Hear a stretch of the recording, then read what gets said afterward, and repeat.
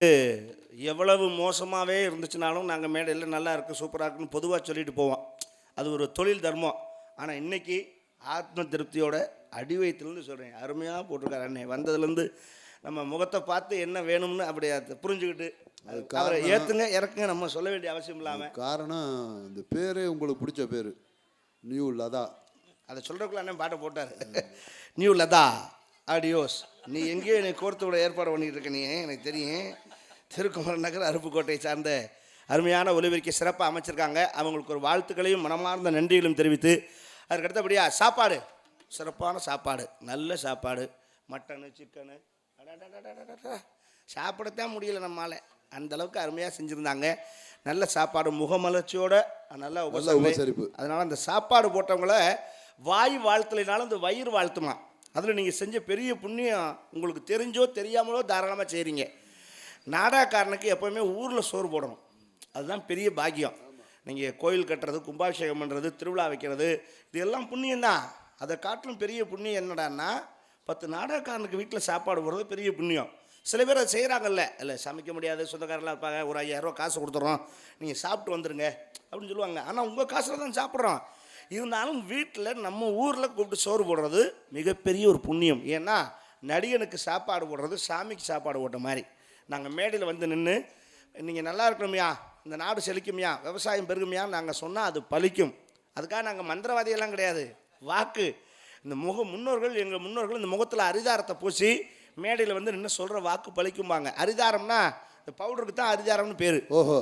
ஹரினா மகாவிஷ்ணு, தாரம்னா பொண்டாட்டி மனைவி. அப்போ யார் மனைவி, யார் மகாலட்சுமி. அந்த மகாலட்சுமி முகத்தில் வச்சுக்கிட்டு சொல்கிற வார்த்தைக்கு ஒரு பலன் இருக்கு. அதுதான் நாடகக்காரனுக்கு சோறு போடுறது ஒரு பெரிய புண்ணியம். சொல்லுவாங்க உண்மை.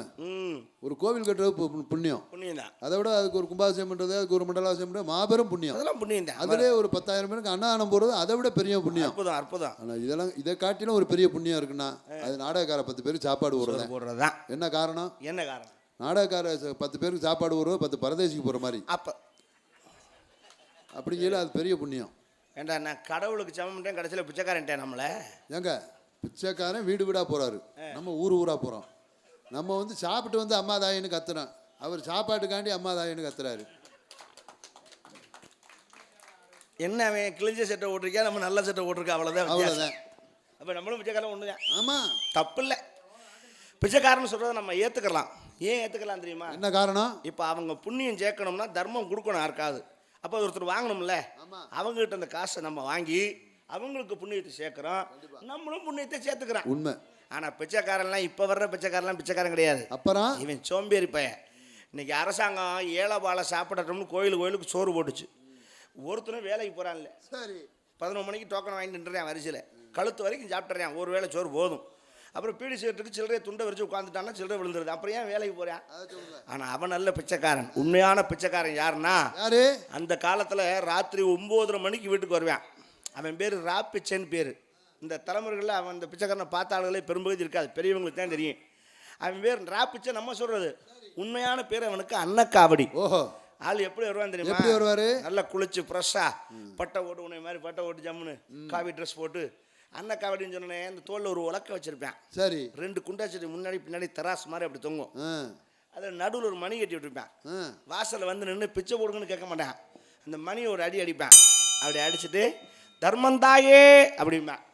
இந்த ஆத்தா அந்த சத்தம் கேட்டனே வீட்டுக்குள்ளே போய் இப்போ மாமனார் மாமியார் பேரன் பேத்தி புள்ள விட்டு எல்லாருக்கும் சோத்தை போட்டுவிட்டு மிச்சம் இருக்கிறத பூரா வாரி வலிச்சு அவன் பாத்திரத்தில் போடும். அது மாதிரி 10 வீட்டில் அவன் வாங்கிட்டு போய் அவன் புள்ள குட்டியோட உட்காந்து பசியாருனா தர்மம் தாயேன்னு சொன்ன தர்மம் நிலைச்சது. சரி. இன்னைக்கு அந்த பிச்சைக்காரன் ஐயா வர்றானா? வரமாட்டேன். வரல. என்ன காரணம்? எப்படி வருவேன்? ஏன்? நீங்கள் என்னைக்கு வீட்டுக்கு பிரிட்ஜ் வாங்கி வச்சீங்களோ பிச்சைக்காரே வரதில்லை. நம்ம சௌரியத்துக்கு நம்ம பிரிட்ஜ் வாங்கி வைக்கிறதுக்கு பிச்சைக்காரன் வர்றதுக்கு என்னங்க சம்மந்தம்? மிஞ்சினது போடுறது தாண்டா பிச்சைக்காரன். ஆமாம். நீங்கள் தான் இம்புட்டு சட்னி மிஞ்சினாலும் கிண்ணத்தில் வலிச்சு பிரிட்ஜில் எடுத்து வச்சு 4 நாளைக்கு நக்கி திங்கிறீங்களா? அவன் எப்படி வருவேன்? அவன் பார்த்தான் இவங்க நம்மளை காட்டிலும் பெரிய பிச்சைக்காரங்களாகிட்டாங்க, இன்னும் நம்ம வேலைக்கு போயிடுறது நல்லதுன்னு கிளம்பிட்டான். தயவுசெய்து தாய்மார்கள்லாம் உங்களை கும்பிட்டு கேட்குறேன், இந்த ஃப்ரிட்ஜெல்லாம் இருந்துச்சுன்னா வீட்டில் மூட்டை கட்டி ஒரு ஓரமாக போடுங்க, அதை உபயோகப்படுத்தாதீங்க. ஏன்னா நீங்கள் வேலை மிச்சம்னு நினச்சி மாவாட்டி 1 வாரத்துக்கு ஃப்ரிட்ஜில் வச்சுக்கிறீங்க. புருஷனுக்கும் பிள்ளைக்கும் இட்லி சுட்டு போடுறவங்கிற பேரில் விஷத்தை கொடுக்குறீங்க. அப்படியா? மாவுங்கிறது முத நாள் சாயங்காலம் ஆட்டி நைட்டு புளிக்க வச்சு காலையில் டிஃபன் பண்ண அவ்வளோதான் வேலை முடிஞ்சு. ஓஹோ. நீங்கள் ஒரு வாரத்துக்கு ஃப்ரிட்ஜில் வச்சிருக்கீங்க, ஃப்ரிட்ஜை திறந்தா கலனிப்பான வாடை வருது. இப்போ தொட்டி. அதனால தான் புருஷனுக்கு அதை ஊற்றிட்டீங்க தின்னு போட்டு இது டெய்லி 4 வேட்டியை கழிக்கிறான் டெரர் புருன்னு. அப்புறம் போகத்தானே செய்யும். தயவு செய்து அதெல்லாம் மாற்றி இயற்கை உறவு முனைக்கு வாங்க. நல்லா தெரிஞ்சுக்கிறோங்க. செத்ததுக்கப்புறம் நம்மளை கொண்டு போய் ஐஸ் பெட்டியில் ஏன் வைக்கிறாங்கன்னா, இந்த ஐஸ் பெட்டியில் வச்சதை சாப்பிட்றதுனால தான் நம்மளை அந்த ஐஸ் பெட்டியில் கொண்டு போய் வைக்கிறாங்க அப்படிங்கிறத தெரிஞ்சு இயற்கை உணவு முறைக்கு வாங்க. மீண்டும் அடுத்த காட்சி உங்களை சந்திக்க வரை பிரியா விடைபெறுகிற நன்றி. வணக்கம் வணக்கம். எல்லாருமே நல்லா இருக்கணும். எல்லோருமே நல்லா இருக்கணும். முதலாக என்ன பொங்கி வழியணும்.